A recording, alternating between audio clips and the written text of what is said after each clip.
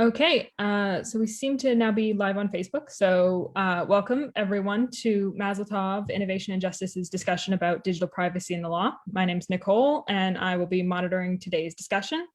I'm joined today by four panelists: Prantik Mukherjee, Asif Hassan, Nando just asked, Sikaz, I'm sorry. Sikazwe, I'm sorry, and No Samarat Basu. And they're gonna each tell you a little bit about themselves and what their expertise is. So Prantik, why don't we start with you? Yeah, sure. Thank you so much, Nicole. So my name is Prantik Mukherjee, and I'm a data privacy lawyer at NIIT Limited. And basically, I've been into data privacy since the last 2 years as an intern, as a person who has a lot of interest in towards this field. And currently, I'm like at my organization, I'm currently working on the GDPR, the CCPA, and the Chinese data privacy law. So that's all about me. Okay, great, thank you. Asif. Right, my name is Asif. I am a journalist. I'm based in Dhaka, Bangladesh. I work for a newspaper called The Daily Star, which is based in Dhaka as well. I particularly work with, or at least I try to work with, politics and security issues of Bangladesh, and with respect to other global actors. Yeah, I think that's basically a good introduction, brief. All right, thanks. Nando? Yeah, thank you, Nicole. My name, of course, is Nando. I am a user experience designer and architect here in Tokyo. Most of my work focuses around digital transformation. Basically meaning taking any traditional existing service and moving it into the digital or tech landscape. Yeah, so that's pretty much me. Thank you. Thanks. And then Samarat. Thank you, Nicole. I am a lawyer who focuses on technology, disruptive technology, privacy. And I have worked extensively in India on tech and privacy. And currently I'm based in Amsterdam, where I'm pursuing a master's in law from Leiden University. Excellent. So we're just going to have a sort of general discussion about law and privacy and digital privacy. So if anybody who is on the Zoom call has any questions, you can put them into the chat and we'll see if we can answer them. But to kick it off, sort of generally, do you think legal regimes can be created to effectively protect people's digital privacy? And how do you think that would work?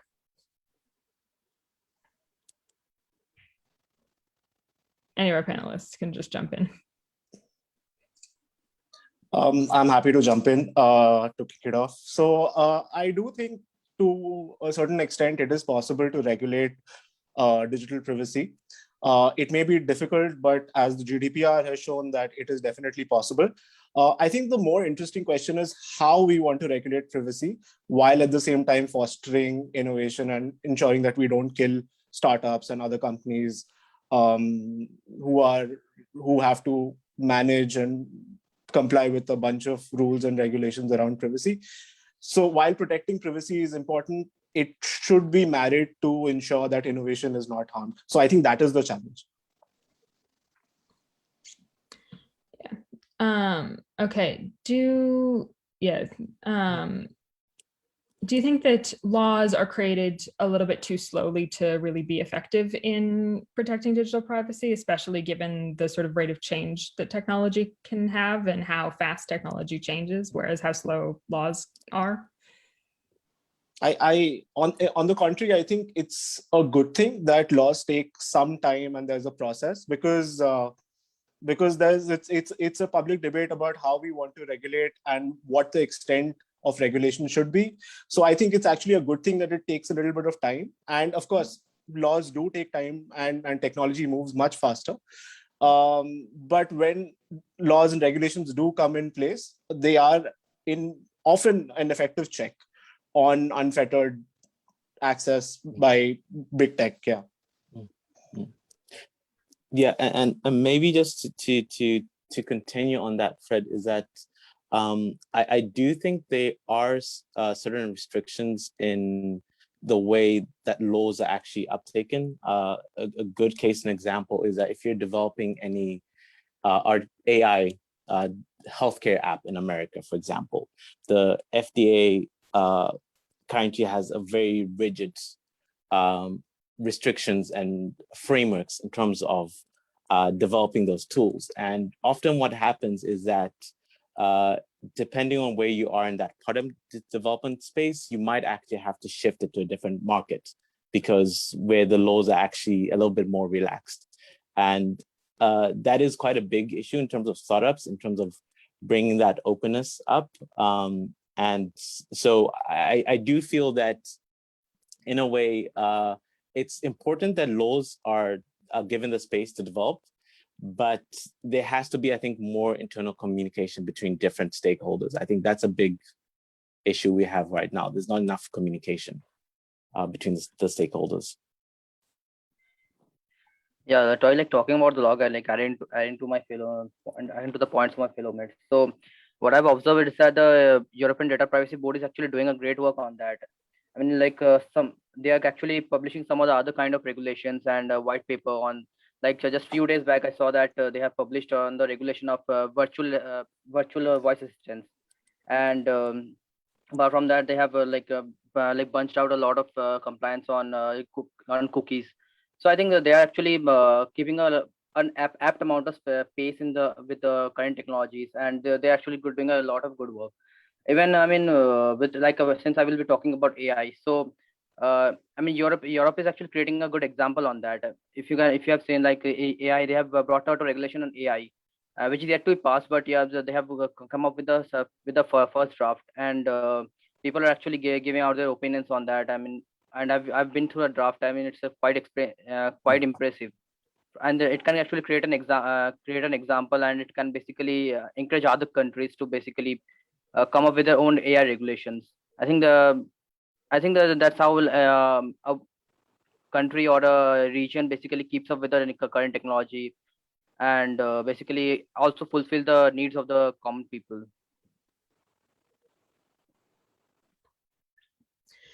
Yeah, excellent. I think that that's a very good point. I think AI might be relatively difficult to regulate just legally because of the way that it works and how much faster AI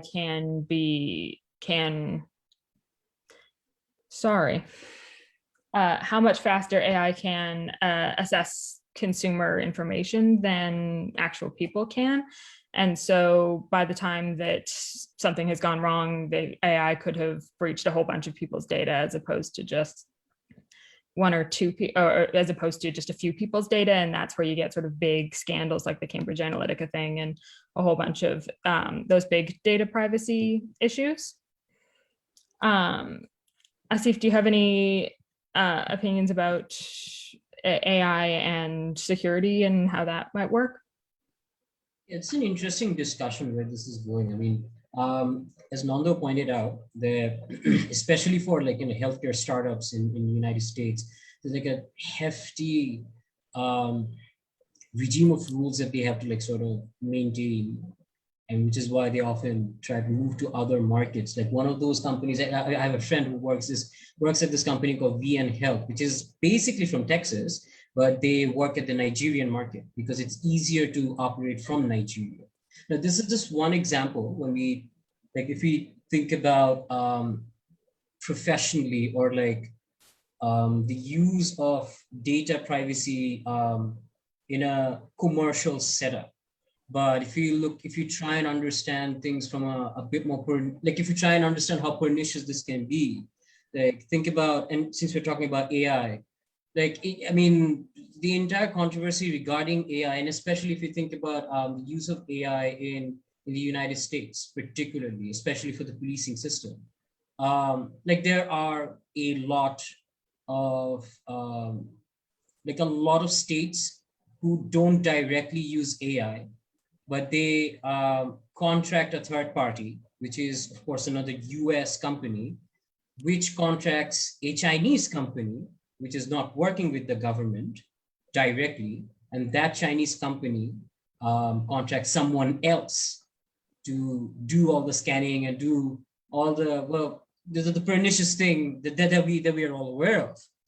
And this entire thread of like this entire footprint of how these kind of activities are like, being done.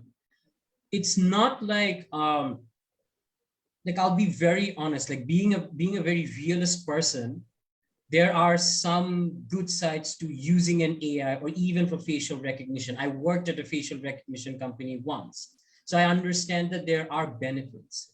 However, one of the interesting facets about controlling digital privacy, or I think controlling is a bad word. I think in terms of understanding digital privacy and understanding what protects and what does not protect, I think, so since we're talking about GDPR, I think that's a very, like my understanding, my study says that GDPR is like, as a framework, it's very holistic, even in terms of like, if you want to control the usage of AI and try to make AI to ensure that whatever AI is being used is good. I think GDPR has at least attempted to create a holistic framework so that data privacy is protected. So that means that the ownership of what belongs to the public still remains to the public. I think that's like, as a narrative itself, that sort of empowers people, security-wise, commercial use, however you want to look at it. But I think the problem, if we might be willing to focus on this, is that when there are different standards of digital privacy, I say that because I think digital privacy is defined in different ways in different parts of the world. So I think what really is like the epistemology of privacy, what really privacy is, what we understand by privacy, I think that's the first thing we can probably try and sort of unpack, because we all come from different parts of the world and we all have a different understanding of digital privacy. We have a universal understanding which brings us in the same thing, but there can be the intricacies of that definition can be much different and eventually starts the debate between countries. So if we are discussing different frameworks for different countries, I think it's also a good exercise to sort of understand what privacy is, like what do we mean by privacy in regards to the different regions that we have.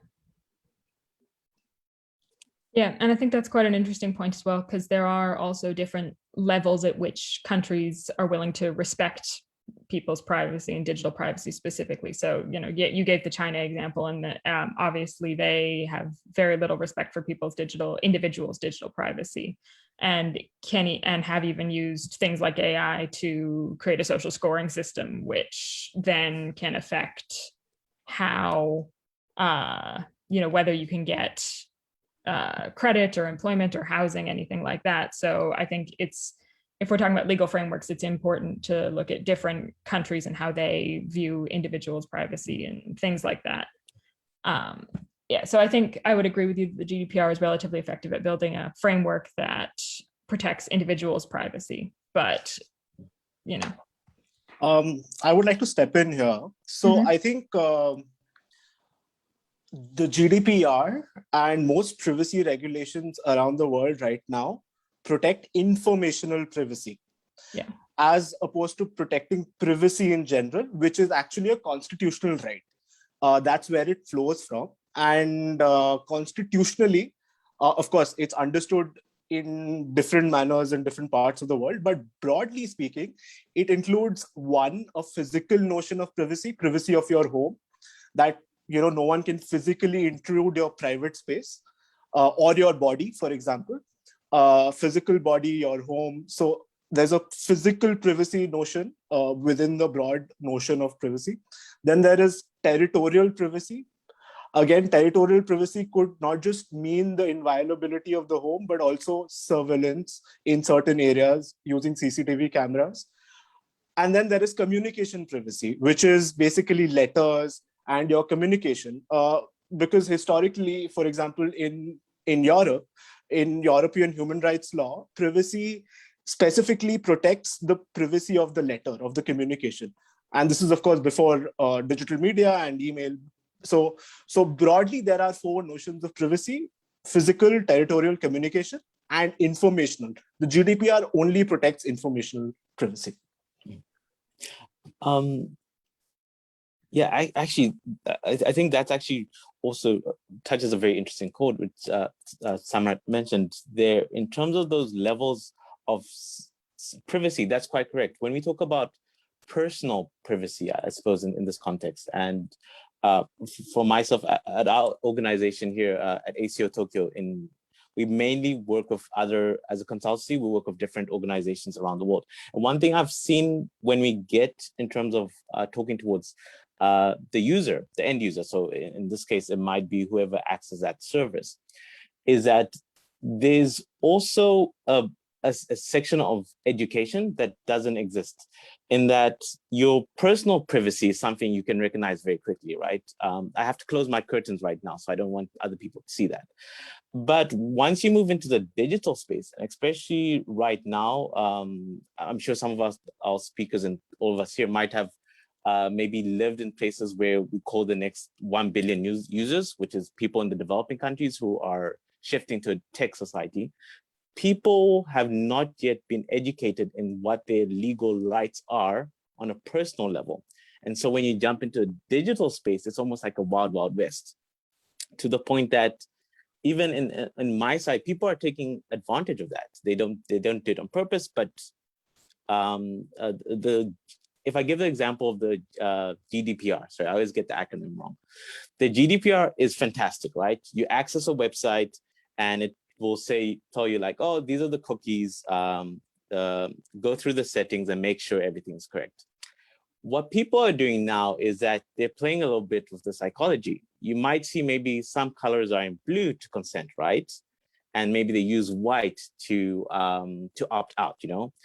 Those are basically trying to nudge the user basically to opt into those rules or to consent, because the actual understanding of that digital privacy is, to be honest, quite convoluted for the basic user. I mean, it's how do you expect someone to go through an 11-page document if all they want to do is order Amazon like book or something like that? And so, again, just going back to that thread, my privacy right now, I physically close the curtain. It's private, you know. That's something I've grown up with. That's something I've been educated about. But where's the education coming from in terms of these very, I think, very important legal frameworks? And they have to be there. But I don't think for the average user who's going to just access Google or something that actually knows where their privacy is. And as you mentioned, ownership, who owns it, right? I would like to hear maybe a little bit about that education, like where should that happen? You know, how should it happen? You know, from my standpoint. Yeah, and there's also the point of, you know, putting terms of service on different pages and just having a please agree to the terms of service little box and burying things like permissions yes, you know, within a bunch of legalese in that document that most people aren't going to read or understand anyway. And so that as a sort of second order problem. We've had a question to Fernando asking what you take into account when making new technology in terms of digital privacy, and how that, when you're creating a new technology that has the potential to violate someone's privacy or collect their data, what do you take into account when you create those kinds of technologies? To be honest, if it comes to AI, so if I'm thinking of AI will be a digital service, so there's no physical object you're interacting. Okay, Uber. For example, if you have an Uber service or any taxi service, in the service development flow, that actually only comes in maybe midway through. So what would happen is a lawyer, practitioner would come join the team. And probably by that point, would have already collected data from our testers So the notion of understanding those laws probably comes once you've already developed the idea. And basically what the market says is like, okay, you infringe the prop, maybe not in all cases, but they might say you infringe in these cases. How do we get around it? You know, because the idea, actually the market wants to use it, you know.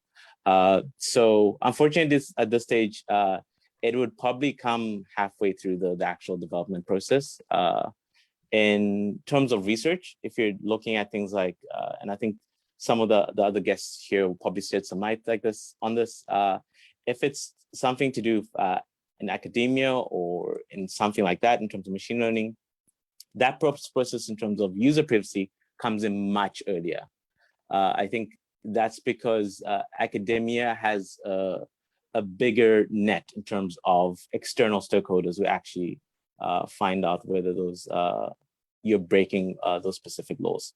So unfortunately, if you're doing a startup, at least from my experience, not in the first or second phase of development, you would have, what I mean by that, you would have gotten your prototype out, like a least of working example. And then after that, you'd bring on a legal consult to help you navigate those difficult waters. I'll just jump in here. Yeah, I actually agree with Nando. I was working with similar ride-sharing kind of a company once. I was sort of overseeing the entire product as a manager, like as a product manager. The privacy discussion came in at the very last. Like, we're gonna launch tomorrow, and we are having a 5-minute meeting today, whether or not we wanna pull all the data from the phone, even unnecessary data. And particularly, I mean, the discussion was, well, we can, why not? Because if you do that, we can actually, like, you know, understand who are those people who are currently using Uber, because Uber was a competitor, and try and give that information to the data science team so that they can create better models and better like price floors so that we become even more competitive. So I think it sort of depends from region to region. Again, we sort of go back to that because this company was in Bangladesh. This company was doing really well, is still doing really well. But there was a controversy regarding that when people actually found out that almost like even text messages, like, you know, were siphoned off from their phones. However, if you look at, like, you know, Uber and Uber and what's that app called in America? Something with L. Lyft, yeah. Right? Uber and Lyft. So if you look at Uber and Lyft, there is way too much restrictions already imposed on these companies even before they sort of, let's say, started becoming popular. So because of a very strong safety net that already existed in the United States, it's like, I want to say that half of their work was already cut out for them. But I also think that the culture was there. Like the culture within those companies to actively think about user privacy, I think it already existed even when these companies, like, you know, when they became operational, or let's say when they became popular. So I think if you want to talk about the culture of it, it's a very important question that how do we ensure that my users know about privacy and, like, you know what exactly privacy means to them and what exactly are we siphoning off from their devices. But I think the other, like the flip side of it is whether there is a strong culture of maintaining privacy. Like, it's not only about whether the user understands it, it's also about whether, like, the governments or even, like, you know, the companies themselves have a tendency to respect privacy. Because, I mean, for a user, it's basically just 1, 2, 3 conveniently me getting a ride and going to my destination. That's as easy as that. But for that company to be popular, to be operational, it has to at some point take into consideration user privacy at large. If they don't take that, do we at any point can expect that users will take it take it seriously or not? It's like a chicken or the egg thing. Yeah. To think about it, but it's an interesting discussion nonetheless. Yeah, and I So think like if it, yeah, sorry. Yeah, please carry on. Please carry on. oh no, I was just gonna say I think that's a good point, but please continue, Pranti. Yeah, so like talking about this and this privacy as a whole thing. I mean, if we like think about it, and if you just observe that we can see that companies like Facebook or the big techs are acting as a bad influence in this infringing our data privacy rights basically. So like it's about last year. Like I mean, I was quite shocked that Facebook is actually tracking our off Facebook activity too, and that actually was very much a shocker to me, because being a big tech, they are actually not informing us that they are basically tracking our off Facebook activity, and we are getting to know basically from general users that these kind of things are happening. I mean, basically what they're doing is that they are basically tracking our Facebook activity, and basically they are just like analyzing our search activity. They are basically selling that data to any third party companies so that they can advertise, like based on the advertisement on like that too, so that they can sell their products, and we basically may think that, oh, it might be the work of the normal search engine, normal Google search engine, or it might have just happening just like that. But if we think about it properly, that privacy is such a delicate thing right now, that we might be get surveillance even without our notice. Like just the Pegasus thing happened. People were not aware that this kind of things were happening until it came into the light by the media. So I think people should first of all, like this if the big techs or any kind of things, if any kind of companies are tracking our, and like they are basically acting beyond the purpose limitation, so they should basically inform they take consent from the consumers, or they at least should inform the consumers about what they're doing. I mean, it might basically impose a lot of like it can actually cause a lot of damage to the consumers if you can think about it. Like their data may get published into any of the dark web or deep web websites, or people may just or the hackers may they will be very much vulnerable to the hackers. So I think it's high time that we take like the big techs also take things seriously, or the company should take privacy to be a very serious thing. So that's my point basically. If I may, and this brings up this is just going back to the education thing, is that first of all, I think on from a development point of view, like that is actually a business model, of course, selling people's data. We don't say it directly, but a lot of companies, when you said that's one of your business models, and so gathering that data and analyzing it. But the big question goes back to then is that even if we do offer that information to the user, is that again, we can't scale this over the world, is that, for example, in Europe, people would understand what the consequences of having that data in the public domain is, right? But again, if I go to my home country, maybe in Zambia or South Africa, which are developing countries, you have someone who does not have a passport, they do not have an ID document. To the government, they do not exist, but they have a Facebook account, which has all their details, right? And so they're basically using Facebook, put in all their details, and they don't care because they can send a message to someone, or they're able to buy some good off, I don't know, Messenger or WhatsApp. So again, it's just kind of bringing it back. It's almost like playing it on two different fields. You have those a really large selection of society who are will enforce these laws on companies, but there's a large selection of society where it's kind of, yeah, like I like the analogy of the chicken or the egg, right? Like it's I'd rather have a really good service than have a terrible one that requires me to consent. It's kind of that mindset. So I think that would also be just like interesting to hear, like, are there variations because it's in countries in terms of that legislation, is everyone protected? Or is it one of those things where, it's a bit more open than it seems? Yeah. If I may, Nicole, just step in. Yeah. I think I'm enjoying this narrative, and Nando is actually absolutely right, because you're getting a service which is free. And of course, it's very difficult to understand and value privacy when you're able to call someone halfway across the world and instantly for free be able to interact, talk, share pictures, all of that. It is very important, especially in countries which are struggling to become democratic. But at the same time, I think it's important to understand what it really is.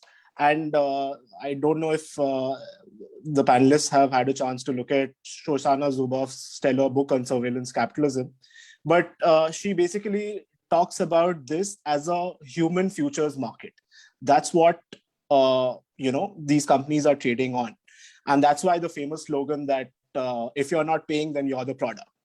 So actually, the customers are not the users, but rather the advertisers who are advertising on each of these different platforms. And big tech companies are trying to basically understand what your likes, dislikes are, what do you want to buy, which stage you're at. In fact, a few years ago, this is not even a big tech company. There's some like a big store called Target in the US, which basically sells, baby products, home products, everything. And they had a card, and basically they sent promotional offers to this girl who was, I think, 15 years old at the time, and her father saw the promotional products for baby products, basically, and they were offering her a discount. And the father got furious, and then he called them up and he's like, why are you sending my daughter promotional material for babies? I mean, she's just 15.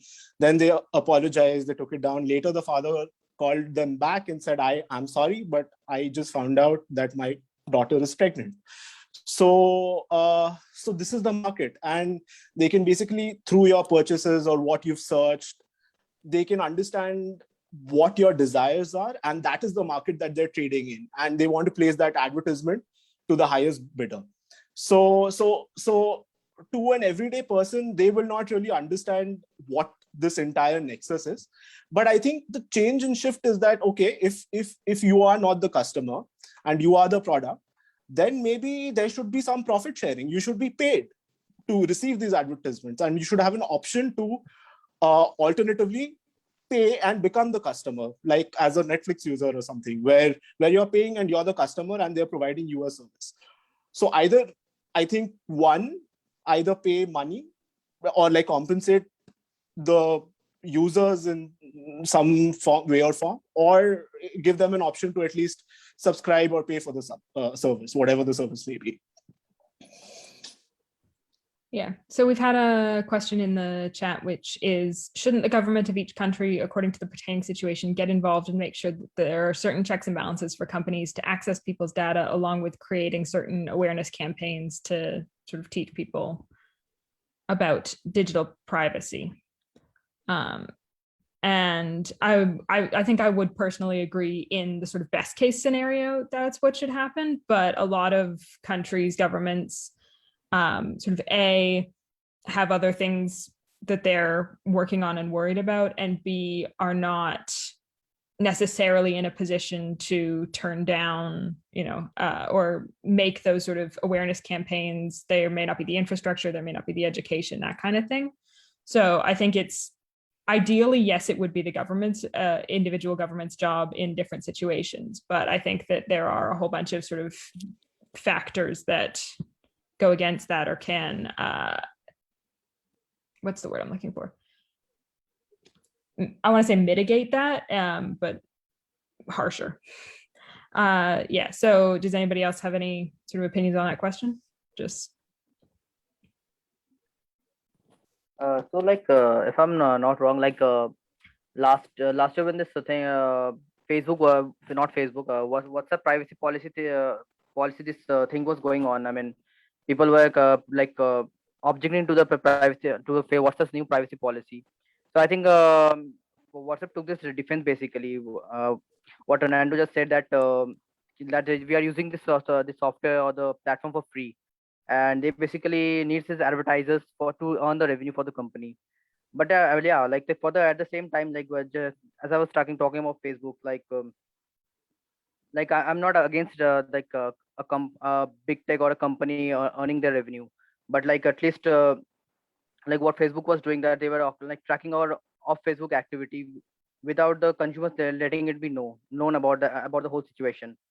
So I'm what I'm saying is that they should basically inform about that new feature they are basically upgrading to, and and since like yeah, you can basically switch off that feature and that of Facebook activity feature very easily. I mean, you can just go to settings and just switch it off, but people has to know about it, right?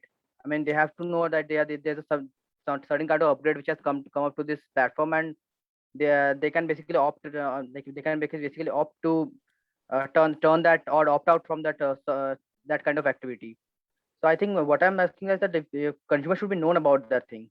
They are, and that's the responsibility is on the, and the onus is basically on the big techs or the platforms which we are using. So that's basically my point, which sums it up. I'll just step in here. I mean, isn't it? I mean, that already happens. Like if you look at WhatsApp's recent privacy update, big, like really big update. No one really gives a damn about what that update was. But secretly, the entire rumor that spread around was that WhatsApp would be able to give Facebook data. That was caught because a bunch of activists out of so many people in the entire world took the time to read the entire thing. And it's only because a few people read it is why now people got to know that WhatsApp was willing to siphon off all their data to Facebook, and then Facebook can use it.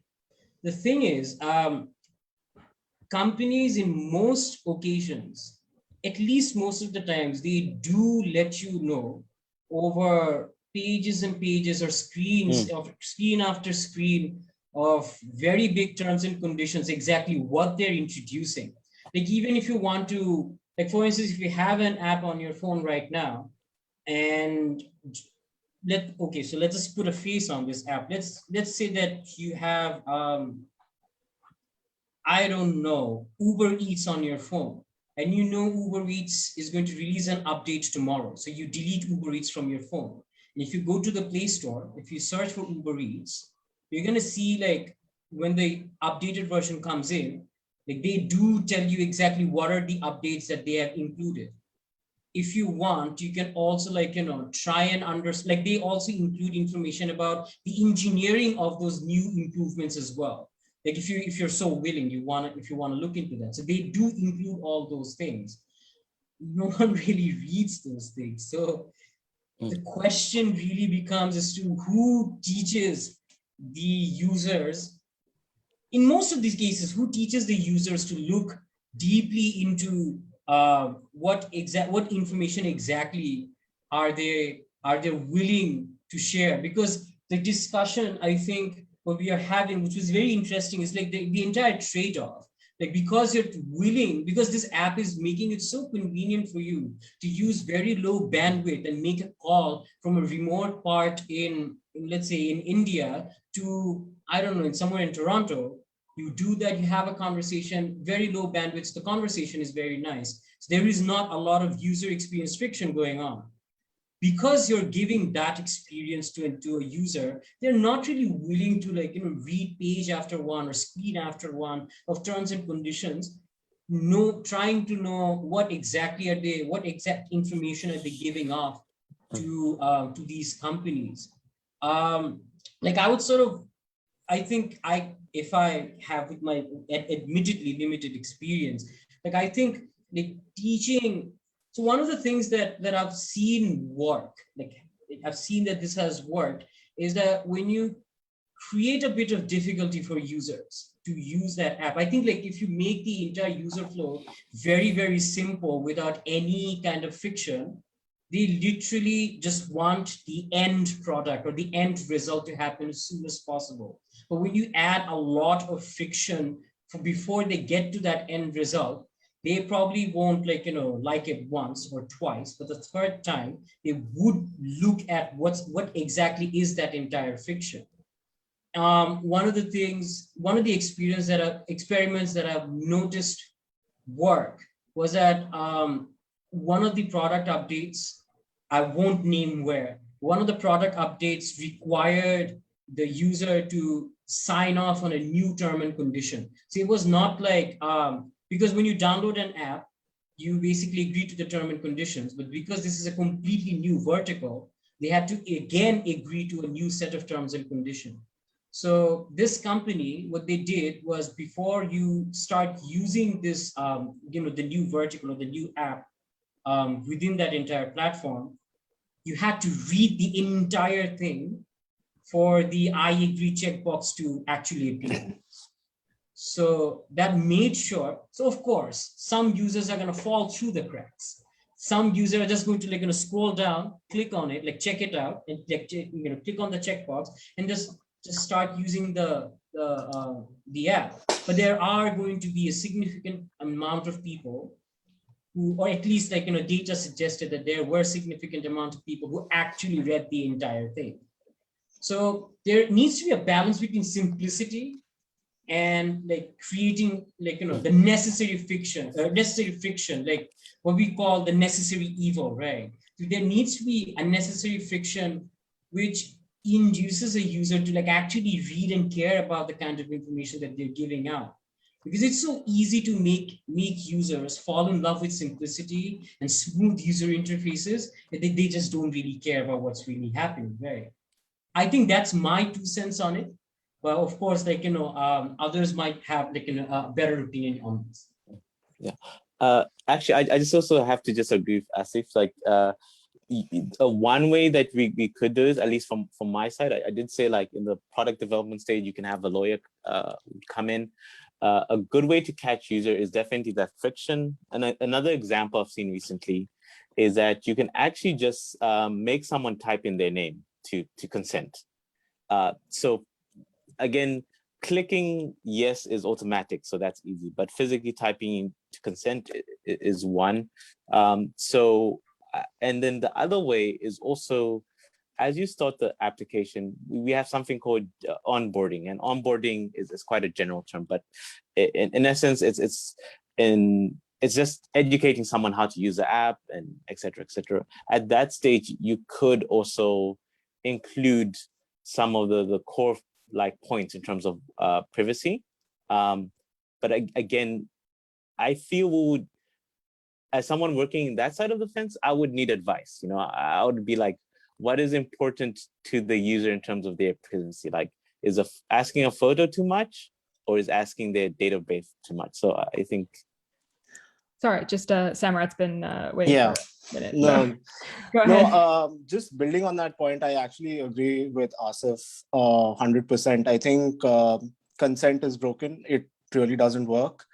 And the GDPR, while everyone thinks that the GDPR has actually made consent this primary focus, but that's actually not true, because most processing of personal data happens through something called the legitimate interest ground. So it doesn't actually happen through consent. And I know this because that's how companies do business, because risking hinging everything on consent is going to make things very difficult for them. So they have something called legitimate interest, and they rely on that to do collect and process personal data. But I think just going one step further, that was a legal clarification, but going one step further, I agree, consent is not the answer. And I don't know what the answer should be, but I feel that some sort of post facto liability for breaching the trust of the user as a fiduciary, and this is something that's been introduced in the Indian law, that there should be a duty of care. You need to respect the data, and that duty of care needs to have some monetary liability or penalty to attached to it in case you breach that duty of care, as opposed to, reading and taking consent from everyone, which no one reads. So, there needs to be a duty of care. And what this duty of care, of course, will need to be defined somewhere, but there will be lawyers who will be talking about this and not everyday users. So I think maybe that's one potential solution. Sorry, can I actually ask a legal question there? This is in India, for example, is an opt-in or a check on an app admissible by law? As in, is that considered? 'Cause I might have read this a few months ago, where certain ways you interact with that consent form is not actually legally binding. So is like similar to So- signature, or in Japan we use stamps, which is legally binding. In India, Right. what would that be? On the internet? Yes, so like just Yeah. that privacy. Yeah. Okay. Yeah. So right now, the Indian privacy landscape is quite nascent, and there is basically nothing which protects personal data, legally speaking. Only sensitive personal data is protected, which is a very narrow category of biometric information, medical information, your sexual orientation, stuff like that. And for those narrow categories, you need to basically give a privacy policy, and you need to take consent, but the manner of taking consent is not specified. So it can just be a checkbox, it can be an opt-in, so there's nothing specified. However, there's a law which is before a joint parliamentary committee right now in India, which is modeled on the GDPR, and except they've done it a little differently, where they've introduced something called a fiduciary duty of care, while they've still relied on consent. So consent is still there, but moving beyond consent, they've said that every company has a fiduciary responsibility and duty of care to not misuse the data. So what that would imply in real terms is that, okay, so if you're using Uber, you have a reasonable expectation that Uber will not share that information with, say, Uber Eats or some other vertical, to know where you are, unless you've also opted in, or like you also have the Uber Eats app. Suppose if you only have the Uber app, then there cannot be cross-pollination of data. So something like that would constitute a breach of trust. Okay. No, thank you to answer my question. So we've had another question, which is compensation for major data breaches is a good idea, but what about information which is attained by companies which might cause an irreparable injury to the user? And how would that factor in? So I would guess that's things like medical information or stuff that might be considered sensitive information that is, that is some form of sensitive information that maybe they're not supposed to quote unquote collect, but like Asif was saying, with they just take everything off your phone and they find out, I don't know, that you something sensitive about you, and then that hurts you. What do you think about that? What really is irreparable? So I'm trying to sort of understand what is irreparable injury to the user. I'm not 100% sure, but I would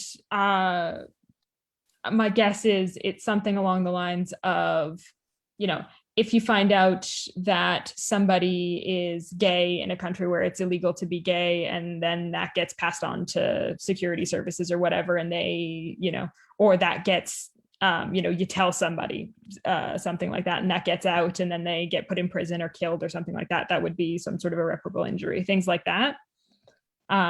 So, yeah. I think it's Is sorry. it directed towards me? I don't know. Just It's to yeah. everybody, but. Yeah. So, Prantik, go ahead. No, it's fine. You can go ahead. It's fine. No, so as you rightly said, irreparable injury is very vague. So you will have to really look at specific cases. So for example, if we take being gay, which is essentially sexual orientation, that would typically constitute sensitive personal data. And because that would constitute sensitive personal data, then there would be consequences. And those consequences, for example, under the GDPR can be millions of pounds. In fact, it can go up to 2 or 4% of your annual global turnover of the company.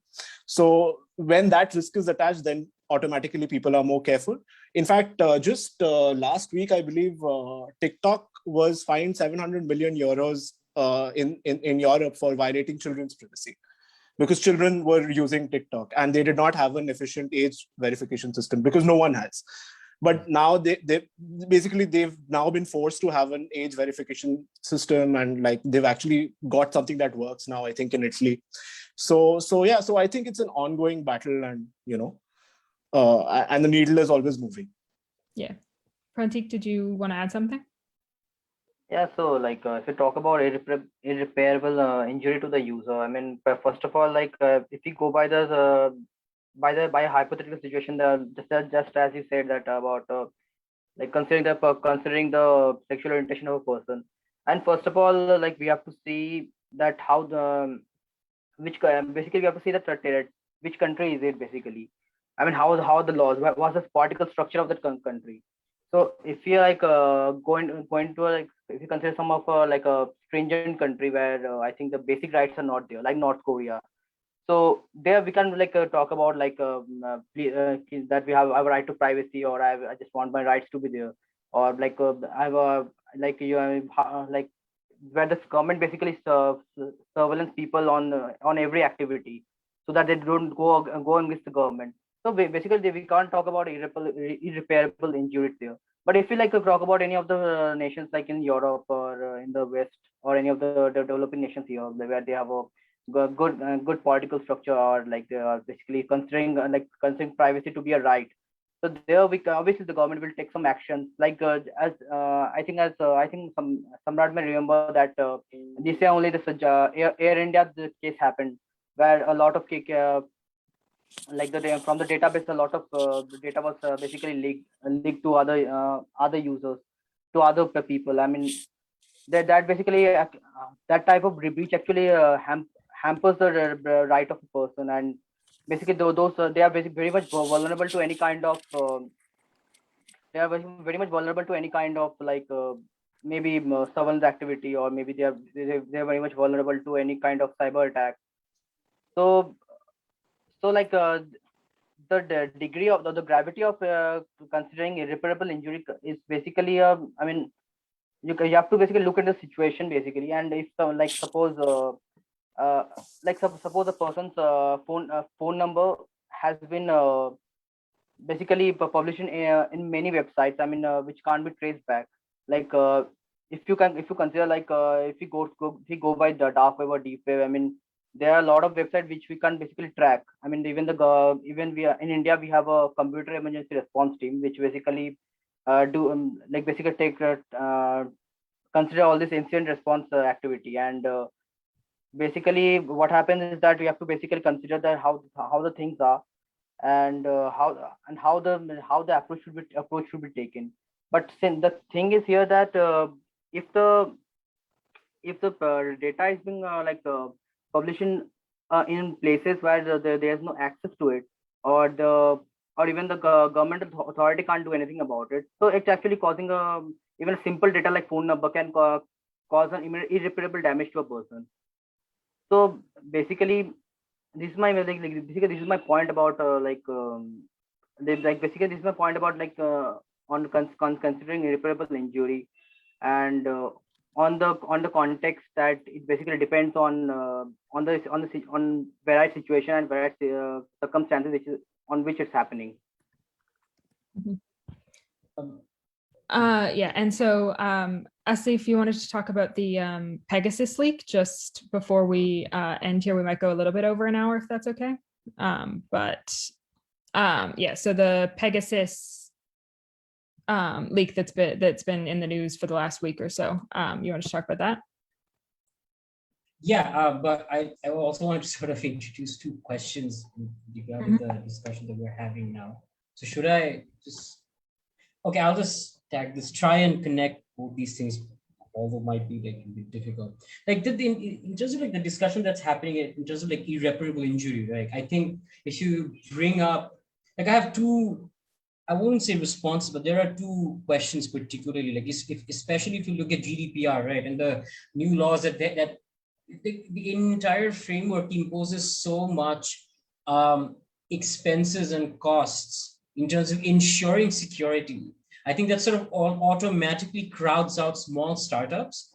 So I think that particularly is a problem, because I understand the intent is to sort of ensure that you create as much information security as much as possible within the entirety of Europe. But because as like, I mean, if you think about it, if it's 2% or 2 to 4% of your annual turnover, just for a breach, I think that's a lot of money. And right at the beginning, I think, like, especially in a continent, I think, like, if you look at Europe particularly as a continent, they might, like, the laws are strict, but the entire, like, in terms of like security, like ensuring security of within an app, the tendency is, like, still very low. So most startups, they just start out knowing that everyone has good intentions. So I think these hefty fines sort of like crowd out these small startups. But I think the bigger question here is, and if we sort of circle back to the example that we're talking about, if it's with someone who's gay and in a country where it's probably like let's assume it's a conservative country and this information gets leaked, then we also have to sort of think about how like can you attach a price tag at someone's happiness of coming out? I mean, it's like they themselves, they get to choose when they want to come out or who they want to come out to. But because data was breached and now a lot of people know about this, companies just tend to like, go like, okay, so here's your money. We're sorry, but we're gonna work on this. So how can you attach a price tag? Do you even know what the price is of that particular happiness? So these are two different sides of the same dilemma. Like one is that, yeah, I think Nanda has something they don't already. Samurai. No, I just want to please continue with this thought, but I just want to interject. Price is one thing, but who should pay the price and whatever that may be. If, for example, someone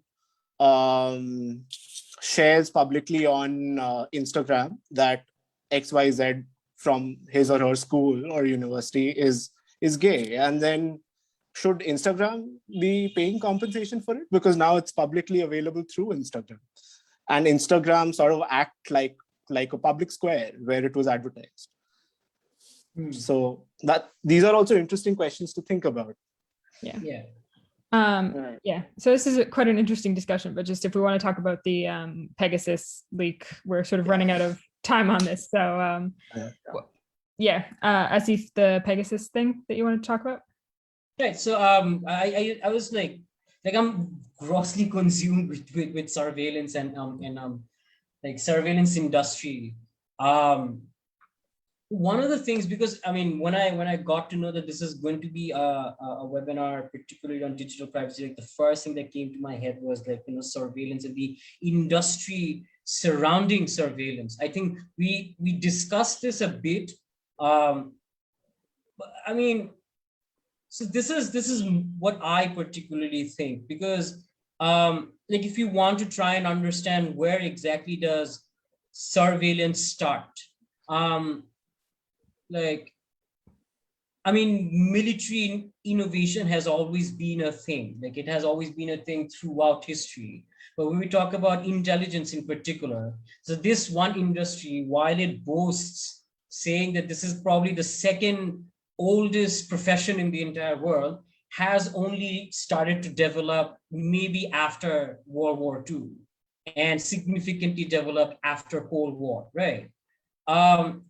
So there are like interesting bits and pieces here as to like if you want to try and question and try to find an answer of where does privacy begin and end. I think that the limits of privacy, right? And because we're talking about states, there are different kinds of states that like go about surveilling on its own citizens, right?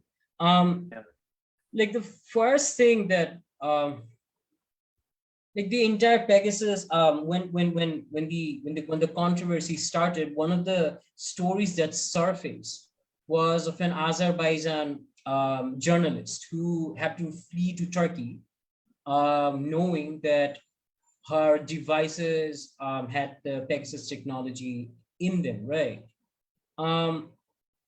The problem here is something that I've identified, like I've spoken about this within the webinar before as well. Like for this Azerbaijan journalist, this threat of being surveilled has no face attached to it. So she doesn't really know who's looking into the phone. So we can't conclusively say it's the Azerbaijan government. It can be anyone, particularly if you try to look into the footprint of this particular technology. Like the only information available to us right now is that there are 12 countries who were alleged that they were involved with the NSO group. We don't know who used what information or who requested what information. We're still currently finding them out. We don't have a conclusive idea.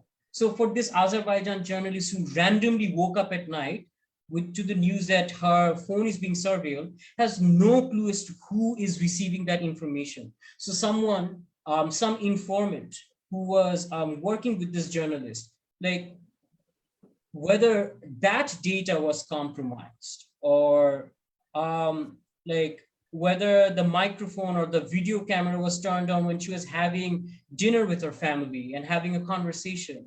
Like these are unknown, unseen threats, which looks very pernicious and sort of like, gives us the idea that the entire intelligence or entire surveillance industry is completely out of control or out of limit here. But and like quite instantly we start blaming different countries. They're to blame, they are to blame. But I think we do not invest time, or like we do not like stop and look back as to like, why this thing is happening. Like why do we live in a world where hyper securitization or hyper surveillance is considered a thing? Like I was reading this survey once, and this survey is particularly done in countries in Europe. So I think it involved Spain, Sweden, UK, Belgium. These are the 4 countries that I sort of like, can remember from the top of my head. Most of these, like in UK, everyone was okay with surveillance. Like literally they were just okay with the government knowing information of what's coming to their phones and what's not coming to their phones. Sweden, the people in Sweden were not okay with it.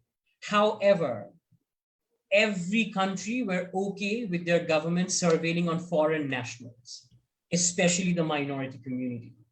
So the entire psychology of intelligence, it's not like the governments are to blame entirely for hyper intelligence or hyper surveillance. I think we need to also take the time to understand where hyper intelligence or where hyper surveillance is starting and where is it actually ending, right? Because I mean, if you think about it, because I mean, if you think about history in particular, right? World War II, we had the Allied forces had one united enemy. The Cold War, the United States and their allies had one united enemy. After Cold War, there are multiple enemies that these intelligence communities or the security community at large had to deal with. But they come into this entire world of multiple enemies with this hyper anxiety of being within that Cold War. If you get what I'm saying, like they are still being threatened. They have that existential threat of that there is an enemy, but instead of one, now they have many, right? And if you think about the modernization that's happening within the intelligence communities, and the entire commodification of data, if you think about it, like the entire market capitalism of surveillance is sort of ensuring that any new data point that can provide actionable intelligence becomes important to intelligence communities all around the world, which is why you see, like, like Israel is a multi-million-dollar surveillance industry, and like Israel works under the paradigm of creating that demand. Like, it's not like they only supply, they also create that demand of information. Like, because of surveillance innovation happening in that country, companies like Pegasus, different entities, they come up with different kinds of entities. Like, okay, so if you want this data, firstly, I can give it to you stealthier, I can give it to you lighter, I can make the entire process seamless for you. When that market gets saturated, like, there are different other competitor firms who come up with, okay, how about this other data point? And then different companies sort of, like, race towards meeting that demand as well. So the entire surveillance industry is sort of creating its own demand, and which is why, like, now we are seeing more and more people who are coming up, like more and more information is being unraveled as to how data breaches are actually happening. Like, one of the things about Pegasus is that it leverages zero-day vulnerabilities. That means that the guy who made that iPhone doesn't even know that vulnerability existed. So the developer of that app or developer of that software does not know that vulnerability exists. So one of the things that Apple does, it ships, like, it ships more and more product updates, or at least it says that it ships more and more product updates to, like, ensure that all the loopholes are being blocked. But there are, of course, like, phones and devices and softwares which still has, like, a lot of zero-day vulnerabilities, and Pegasus particularly leverages on those zero-day vulnerabilities to ensure that it can install itself. The gravity of this situation, or the gravity of this entire situation, is that someone who's making the product or the app or even the phone does not know that this vulnerability exists. But because of the surveillance capitalism, where the market has ensured that data point is a data is a commodity, they have found out and they have kept it a secret. So, I mean, if you think about digital privacy, I think when we think about digital privacy from a state or an intelligence or even, like, surveillance point of view, like, the key questions that come up is, like, what data points are actually important, and how much of emphasis, or, like, how much of freedom can we give to these people who are involved in it. Yeah. And I think we're going to have to sort of leave it there. I will just say that the sort of Pegasus thing, there is no real way to protect yourself from it, because there's, as you said, even the developers of the software don't know that the vulnerabilities are there, and there's no real way to tell if it's been on your phone until it's been on your phone, So just as a sobering thought to end our digital privacy discussion. But thank you all for joining me on this webinar. It was a very interesting discussion, and thank you for all of your input. And yeah, thanks for being up so late. And we'll end it there. I don't know how to take us off live on Facebook, so.